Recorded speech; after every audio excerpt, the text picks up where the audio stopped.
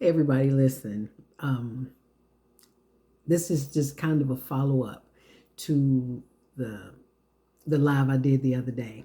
Thank you for everybody who commented. Those of you who, um, who were appreciative of it, and those of you who could feel where I was coming from. I really appreciate that. I realize that for everything we feel when we're authentic, there is someone else who feels the same things, someone who's experiencing the same things. It's our interconnectedness, if you will.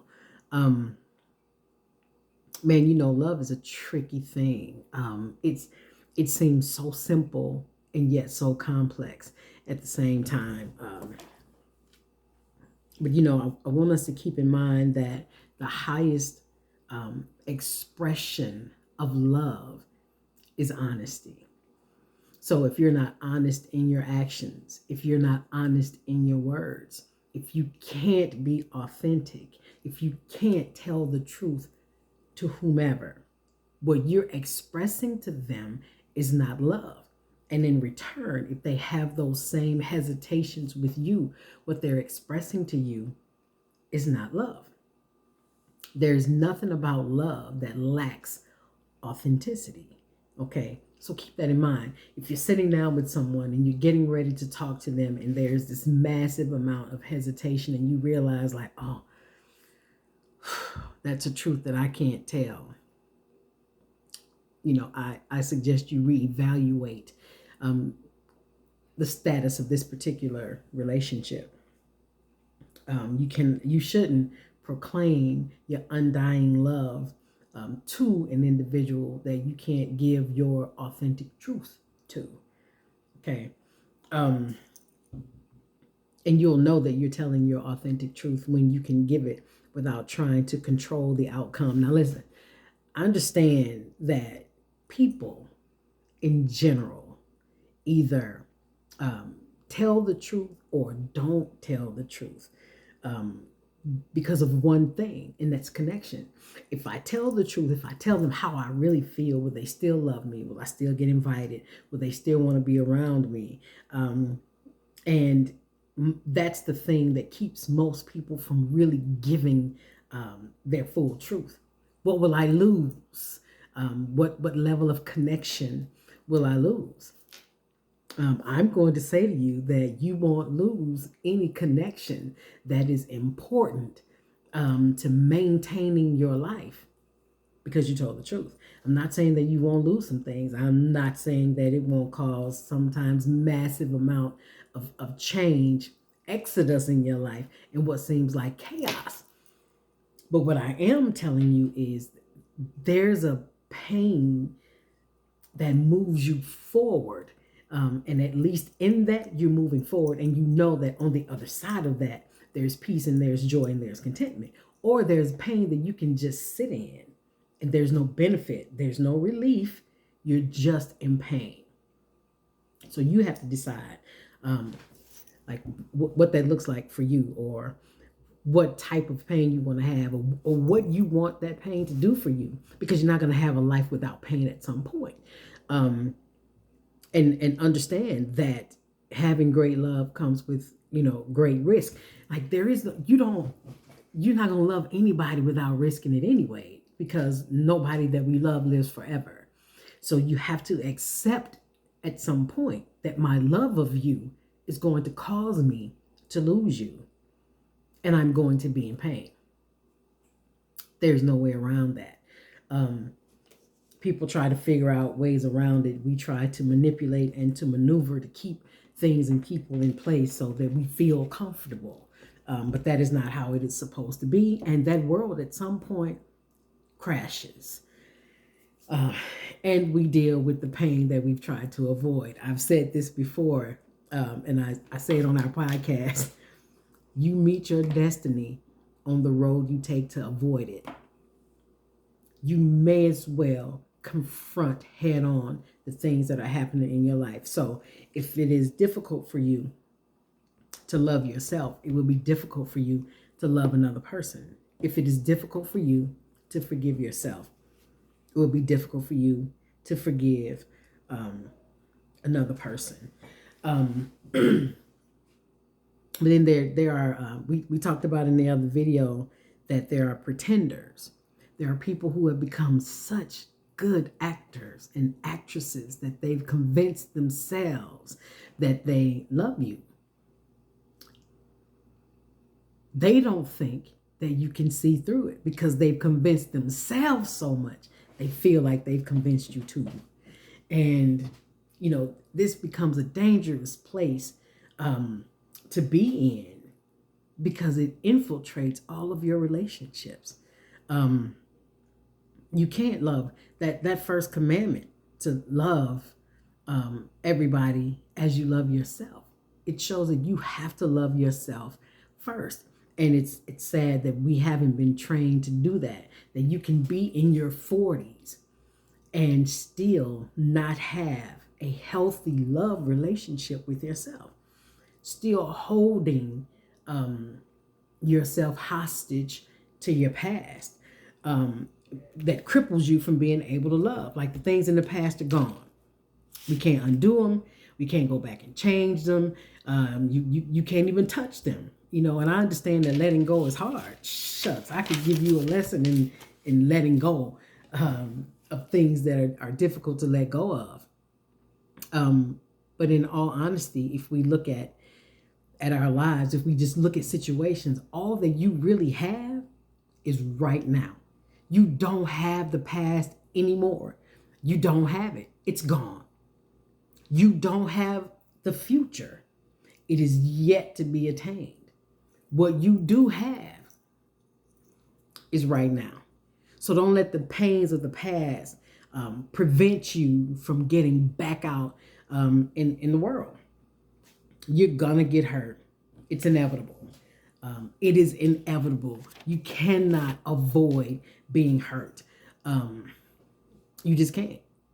But refusing to get back in the fight, whether it's with love, whether it's with work, or whether it's just your own life, refusing to show up for yourself because you're scared, will hand you your greatest pain, and that's the pain of regret. You got to be willing to be wrong in order to find what's right, and you got to be willing to lose in order to win. And that's a difficult concept for people who don't want to be wrong. It's vantage point. Vantage point. If you ever saw the movie, we can all be in the same place, experiencing the same thing from a different vantage point. So we all have different feelings about what happens. And if someone comes in to interview us, they would get different stories because what I see is this wall. What you see behind me might be the cabinets. What somebody else would see is the red microwave, and somebody would see the fridge, and somebody would see the stack of Bible dictionaries over here. But we're all in the same place, so it's vantage point. But when it comes to love, your vantage point doesn't matter. It doesn't matter. Love like truth is infallible. Love like truth, it is what it is. You can't change it. You can't make it become something that it's not. You can't manipulate it. People do, but you shouldn't. So there are people like me who are cup fillers. You understand, what love is. You understand the necessity of forgiving quickly. Now look, I haven't always been like that. Okay, let's be perfectly clear. I can remember the time when I could hold a grudge. Okay, and it was a treat for me to hold it because you're not going to do the same thing to me over and over again. I remember that very well, but I didn't like that particular person that I was becoming. So you have to submit yourself to love, to the pain of love, to the joy of love, to the revelations of love, to the changes that love will make when it hits your life. You have to open yourself to those things. And you have to be willing to be betrayed. You have to be willing to be hurt in order to learn all the mechanics and all the aspects of love, to be able to tell someone else, like, listen, really, it feels like the end of the world, but it's not. There is another side to this. There is a beyond this. There's a glory that comes after this. There's a peace that comes after this. You just have to get past this. Listen, I'm not suggesting either that you fill your life with people that you have to survive in order to understand what love is. What I'm saying is that love, God is love, so love is strategic. Okay, it hits your life, it enters your life, and it's there to teach you some lessons and to show you some things and to change you and to make you better. It's there to lead and to guide you and to say, hey, you don't need to do this, you need to do this. And being able to submit or surrender how you feel and to move past how you feel about a situation. It's tough. It's tough. I'm not talking about moving past how you feel to submit to how someone else feels. I'm talking about moving from how you feel to accept what love is in this moment, how love responds, and to understand how love has cradled you through situations, that were painful for you. But anyway, there are people like me who are cup fillers. And when you are a cup filler, there are some individuals that you have to avoid. They love what you bring to a relationship. They love how you make them feel. You make them feel so big and you make them feel so empowered. And they stay for the same reason, because you're amazing. But they don't truly understand the cost of the oil in your cup. They don't understand the cost of what they're wasting in your life by pretending to love you. They don't understand how much you've paid for that. They just keep coming back to fill their cups. And it is sad and painful to be in these situations, or to recognize that you're in this situation with someone who has no idea what love is. And people expect you to respond according to their elementary ideas of what love is. I'm not doing that. There is some accountability with love. You are accountable to love. You don't just get to do what you want to do and think that it's okay and I'm gonna just keep doing it. That's not how this works. That's not how it works. And we've allowed people for so long to think that that's how it works, that they are no longer accountable for their actions. And I've had to tell, a couple of people, like, hey, I hear you, I see you, I understand. That's no excuse for bad behavior. You still need to be accountable for what you do. You need to be accountable for what you say.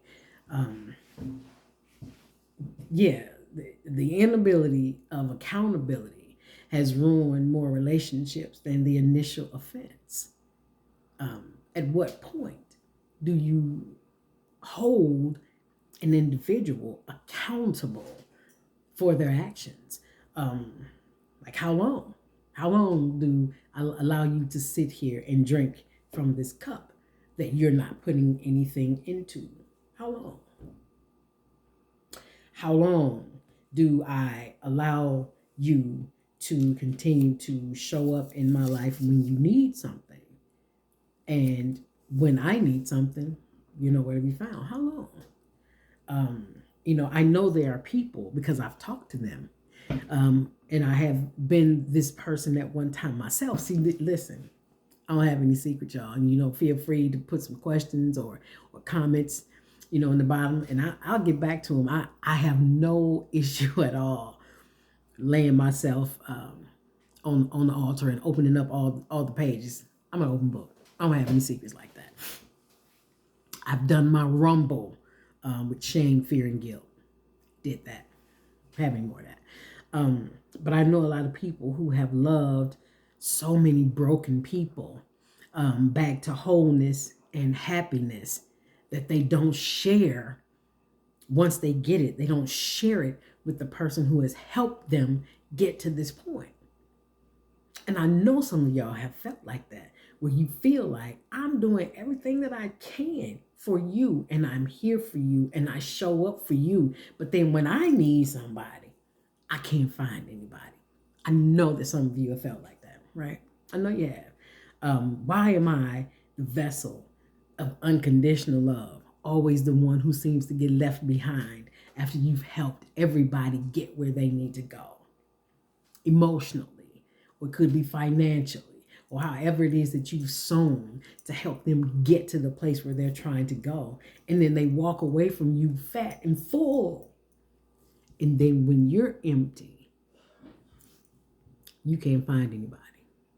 Anybody been there? Anybody been like that? And you're left sitting alone in a room asking God, why me? You know, why am I here? Why am I here by myself in this moment? And all the people that I've helped, all the people who've called on me for help, where are they now that I need this love returned to me? Listen, this is a sensitive topic with many people, because so many people have just been living their lives doing what's expected of them, or what they think is expected of them, but they're really not happy. I don't want a loveless nothing anymore. I don't care if it's a relationship, if it's a friendship, I don't care what it is. If there's no love, I don't want it. You can keep it. And in the words of Marcus Barnett in Bad Boys, you can take that, hitch it to the back of your Ferrari, you can drag it out of here. I don't want a loveless nothing. So if that's what you have, you can keep that.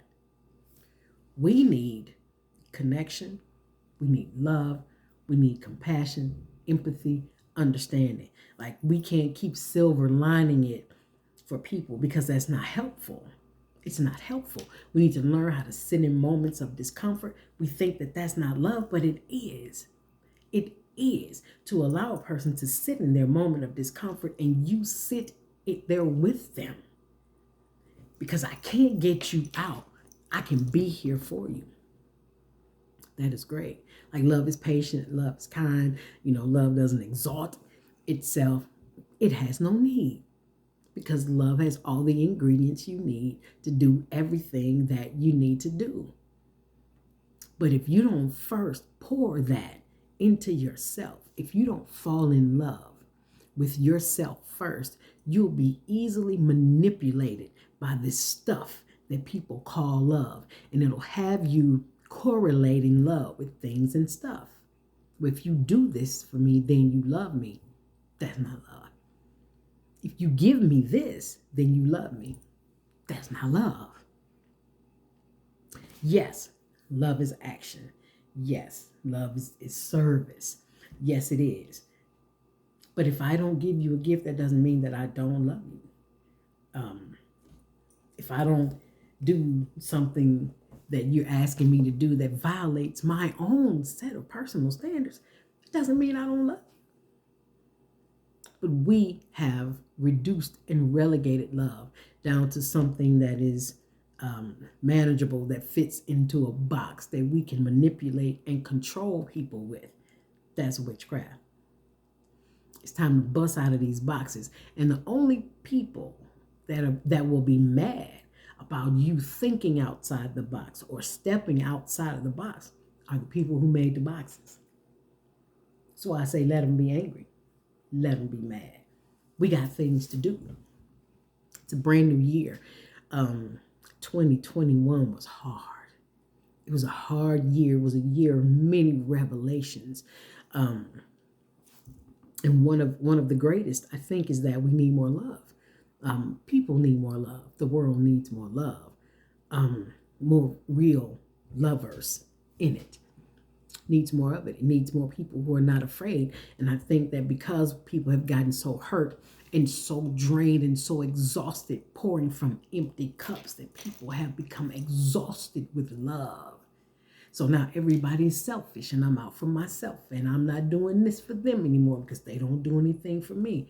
We still can't afford to be selfish because we look for our reward through people. We are always coming up short. Don't expect you from another person.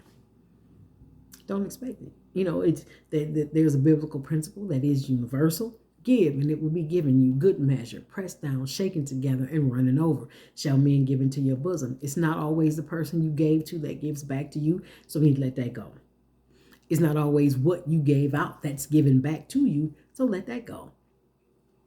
I have, friends that we needed different things, and they may need my wisdom.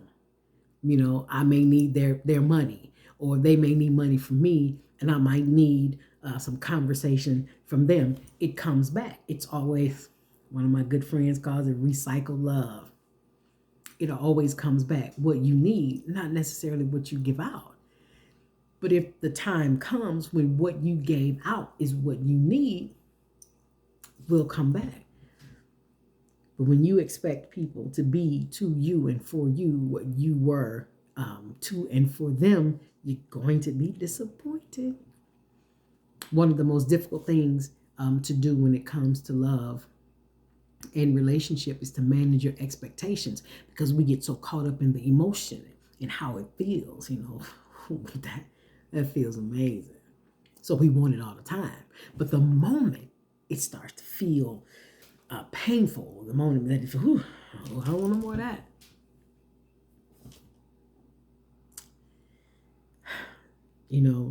Nothing exists without its opposite.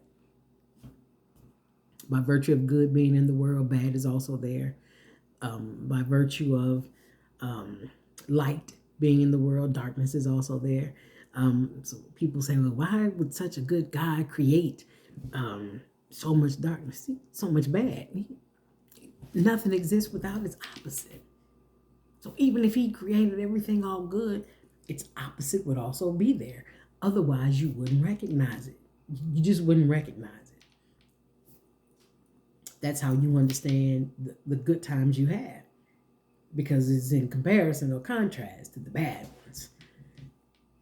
That's how you understand, like, ooh, look at the light, because you've been in darkness.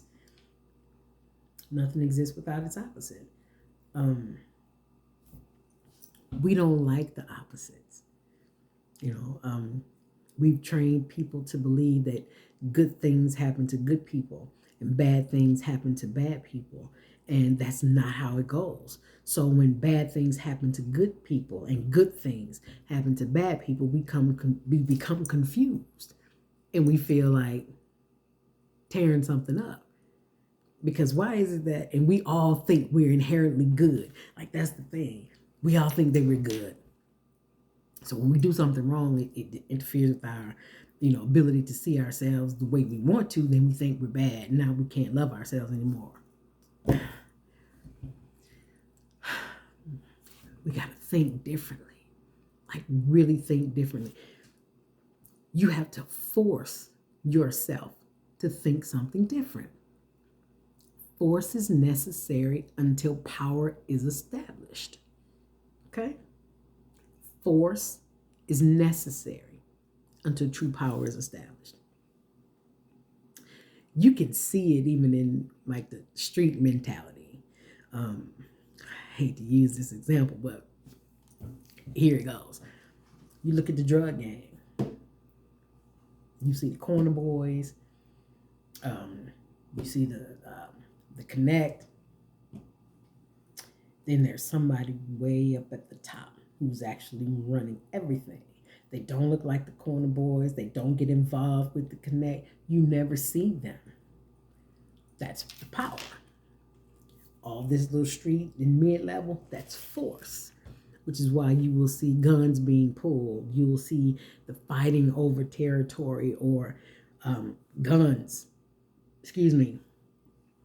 popping off and firing off. But when you meet the person at the top, most of the time they're dressed in a suit.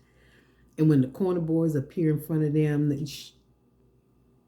and they hush, not so tough.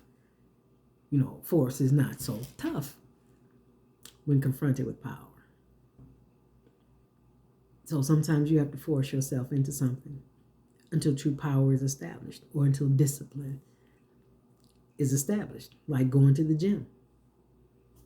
It is not comfortable when you first start to go. I remember I couldn't get out the car when I got home from leg day. I was like, who is going to help me out this car? And I got to go up the stairs. I'm not going back to the gym tomorrow. But the next day, I had to make myself get up, literally, one, because I was in pain.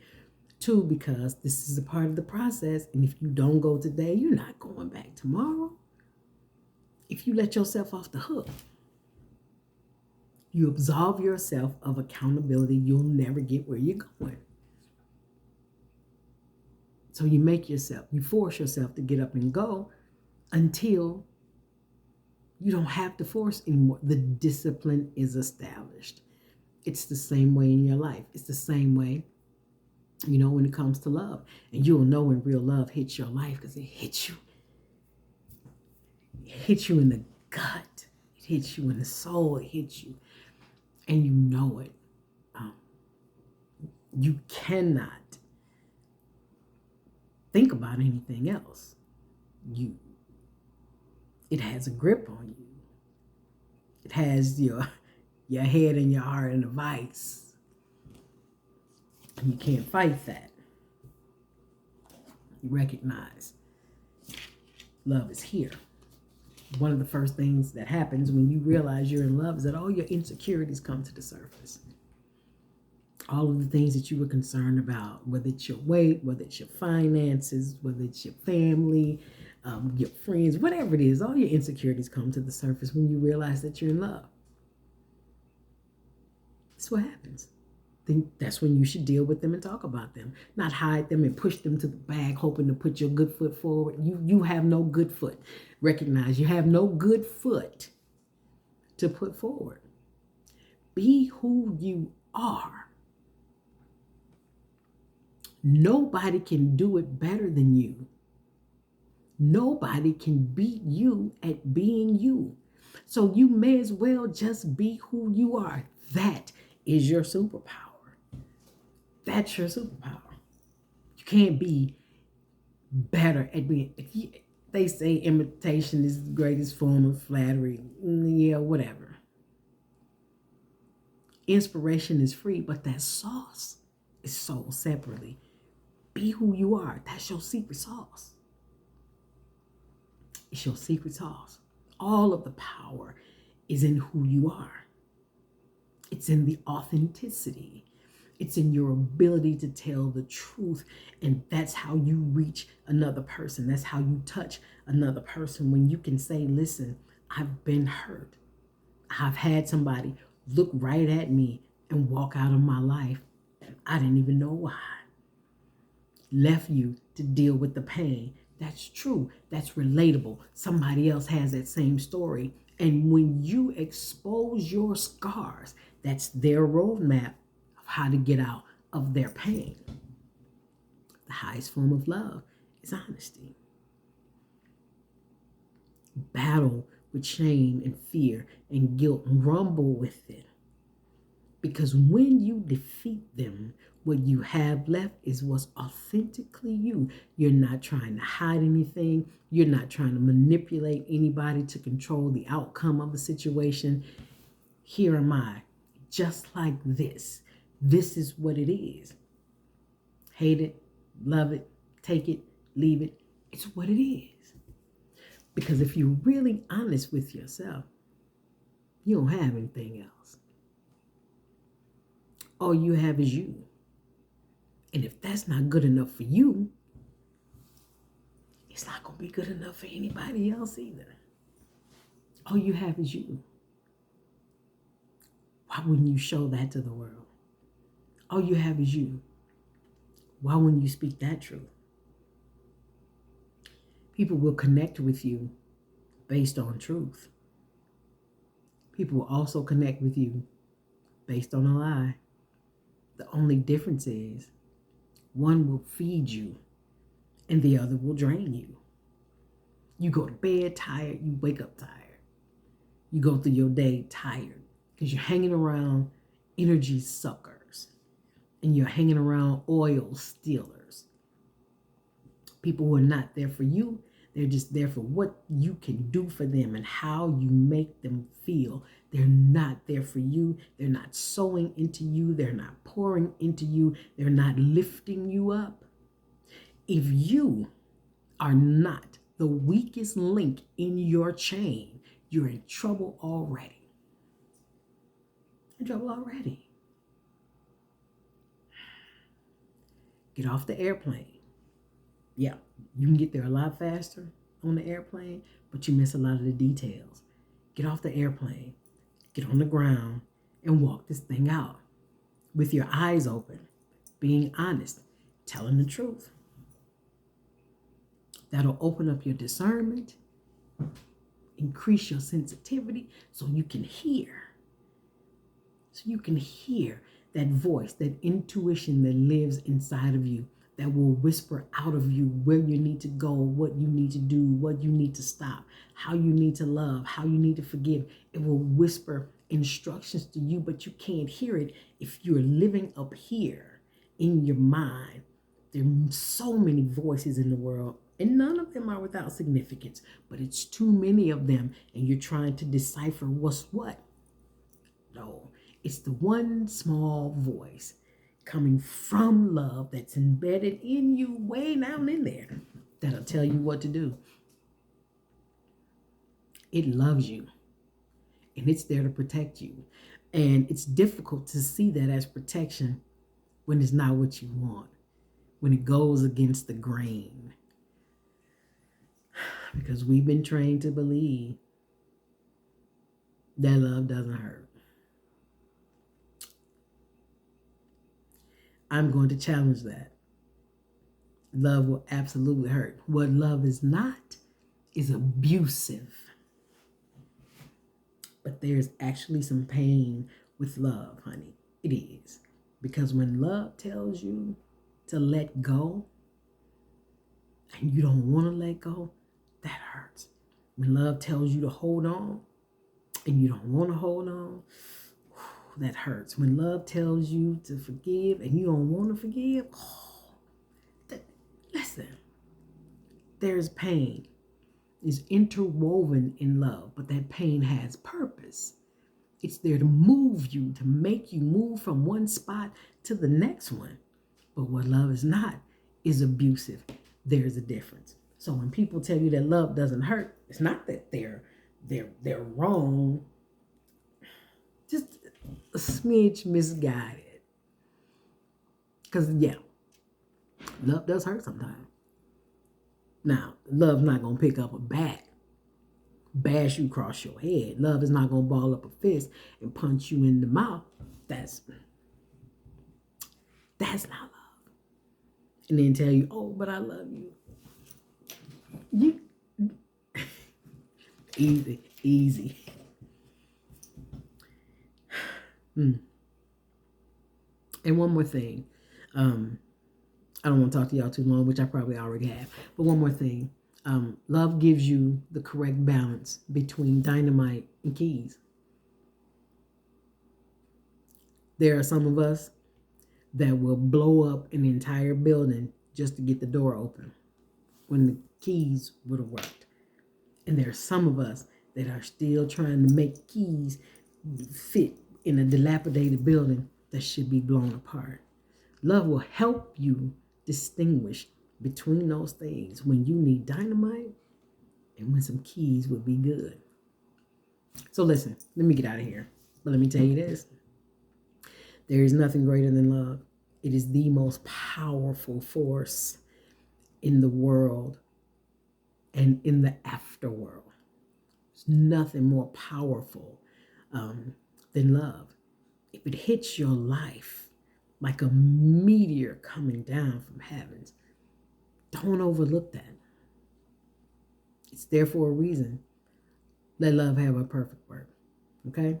Till next time, Conversations with Shonda. Talk to y'all later. Listen, if you have some questions or some comments, put them down below. Or you can email me at rushn4@gmail.com. I would love to hear back from you. Talk to y'all later.